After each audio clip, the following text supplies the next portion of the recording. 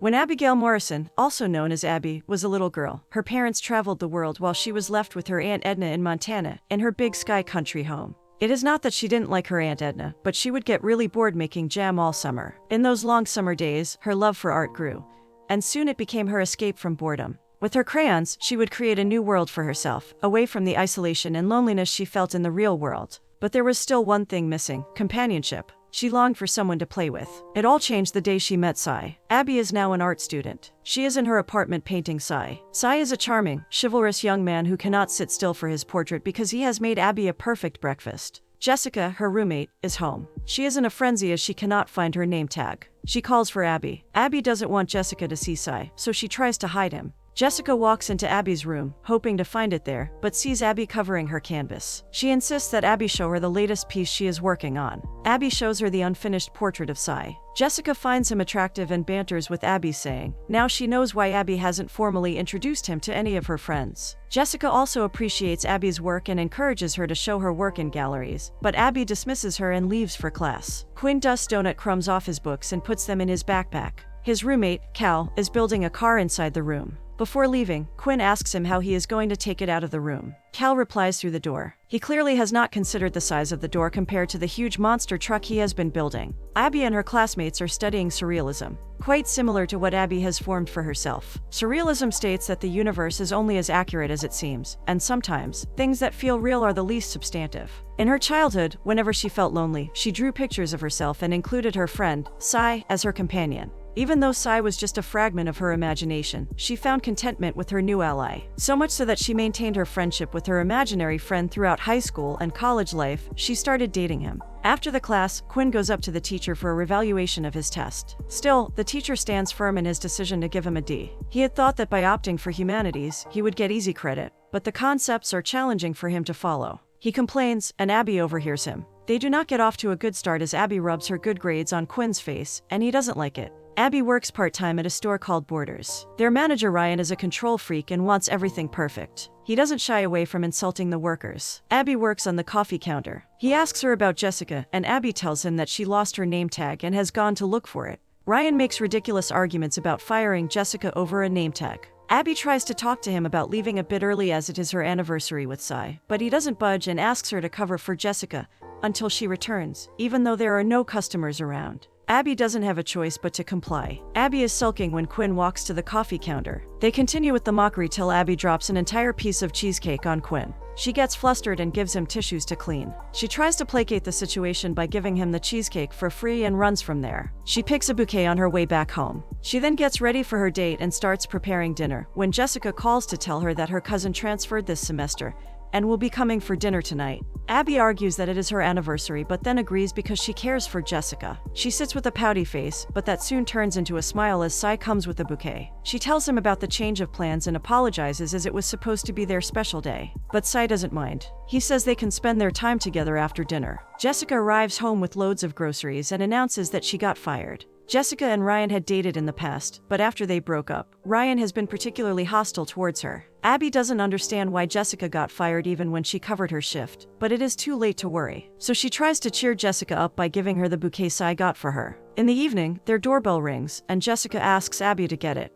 Abby opens the door and invites the man in. Jessica comes downstairs and asks who the man is. Abby mistakenly believes that the man on the door is Jessica's cousin, but soon finds out he is there for Megan, who lives next door. The doorbell rings again. Abby opens it but soon closes it, seeing Quinn standing at the door. Finally, she lets him in when the other guy leaves. Jessica is surprised they know each other, but none of them are interested in explaining. Jessica, Quinn, and Abby are about to have dinner when Abby's parents come unannounced. Even though they are meeting their daughter after a long time, they didn't make any effort to bring her gifts, but randomly picked items suitable for children. They ask Abby to come with them to the cemetery for the decorations. Quinn is confused, so they explain that they had bought a plot for their 20th anniversary, which looked a bit empty. So they purchased tombstones for their 25th anniversary with their names, George and Mary Lois, engraved on the stones. They are going to decorate the graves and want Abby to join them. She outrightly refuses. So they invite the three to Thanksgiving without an option to refuse. Quinn agrees, but Abby takes her mom to the side to talk her out of this. Her mom is adamant and doesn't let Abby speak anything and ignores Abby's protests. At dinner, Jessica asks Quinn how he is doing in his studies. When she finds that he is having trouble, she proposes Abby tutor him. Since Abby wants to become a teacher, Jessica thinks it is a perfect way to practice. Abby disagrees. She cannot stand Quinn, and bearing him for the entire semester seems a little too much for her. Quinn proposes if she tutors him, he will get Jessica's job back and will not come to her house for Thanksgiving. Jessica also plays her emotional card, and they finally are able to coax Abby to teach Quinn. Abby is making a snowman with Sai as she narrates what happened at the dinner. Abby takes Quinn to an art gallery. They are looking at a painting, and Abby gets mesmerized. Quinn keeps blabbering until he finds Abby distracted. Abby explains that one needs to appreciate what the artist is trying to say. Quinn tries looking at the painting again by squinting his eyes and still sees spaghetti on the canvas. Seeing no hope there, Abby moves on to the next. They talk briefly about Abby's life and how her parents were never around. Quinn suggests they get something to eat, but Abby passes. Quinn doubts that Abby ever goes out on dates. She protests and says she's headed to one once she is done helping him. He doesn't believe her, so she tells him about Sai, which is short for Simon. Honestly, Quinn is a little disappointed hearing this. Quinn is back in his room. He goes through his voicemails, which are primarily from girls trying to invite him on dates. He then sits with Cal and tells him about Abby and how she is different from other girls. Cal has a rapid-fire session with him counting all the popular girls and how Abby is better than any of them. He names the qualities of all these women that put him off, hence resting his case. Quinn goes to the store with Cal disguised as people from the corporate office. They set a gimmick to fool Ryan into believing that he is at fault for letting Jessica go. They threaten him that if he doesn't restore his orders of firing Jessica, he will be charged and will lose his job. Before leaving the store, Quinn waves at Abby. She cannot help but smile at his quirky ways. Quinn is in another class with Abby. He cannot concentrate as he finds the subject boring. He excuses himself to go to the bathroom but ends up in Abby's room. He looks at her paintings and calls out from her room that her paintings are magnificent. Feeling embarrassed, she rushes to her room and starts covering them up. She then drives him out of her room. At college, Quinn impresses his professor and Abby by answering the question posed by the professor. Whatever he understood from the classes with Abby, he utilized that knowledge and gave a fine answer. After the class, he walks with Abby, giving her credit for his improvement. She is humble and says it is because of his hard work. He asks if Sai is okay with her tutoring him. She says he doesn't have a problem. In the evening, she goes to the movies with Sai and has a lovely time. She even makes a snow ferry with him in the snow. Since Sai is just her imagination, she is having a good time all by herself. Once back home, she chats with Jessica. Jessica complains about Ryan going berserk and making them work like laborers after Quinn visits the store. She then tells Abby that Quinn called for her. Abby blushes, and Jessica teases her that she likes Quinn. But Abby doubts Quinn will ever confess his feelings as he thinks she has a boyfriend. Jessica knows about Sai not being real. She tells Abby that Sai was fine till she was a child. Now she is a grown woman, and there is a real guy who likes her. Jessica convinces Abby to tell Quinn the truth, but Abby is afraid that he might think she is crazy. Quinn brings food with him for their study session.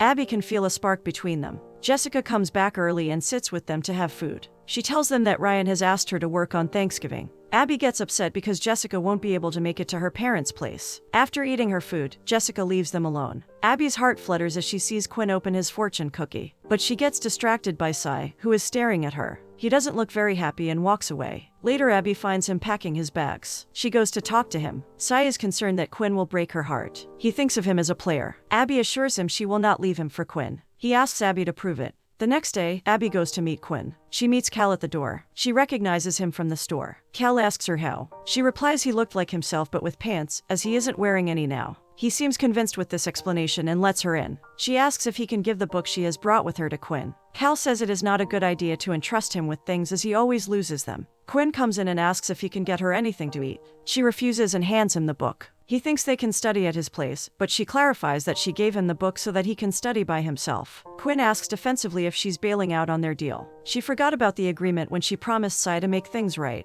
so she agrees to teach him in his place. Once they are done studying, Quinn asks if she is hungry. She refuses and quickly gets ready to leave. But Quinn has his way with everything. He manages to take Abby out for food. They have an interesting conversation about the artists of the 17th century. Quinn's knowledge impresses Abby. He offers to pay and then asks her to come with him because he wants to show her something. He takes her to a place where local artists exhibit their work once a month. He asks her to check the exhibition while he brings some drinks for them. The creator of the painting she is looking at comes to talk to her. She asks Abby if she is an artist, but Abby isn't confident enough to call herself an artist. The creator empathized with her and said not to worry. She just needs to believe in her art. That gets Abby thinking, but she loses the line of thought when she sees Quinn talking to another girl. She gets a bit jealous and looks away. Quinn comes with drinks, but Abby seems distant. She wants to go, so Quinn starts walking with her out, when the same girl who was talking to Quinn earlier comes and thanks him. Before leaving, she turns toward Abby and compliments her that she has a terrific boyfriend. Before Abby could say anything, she walked away. Abby and Quinn are taking a stroll.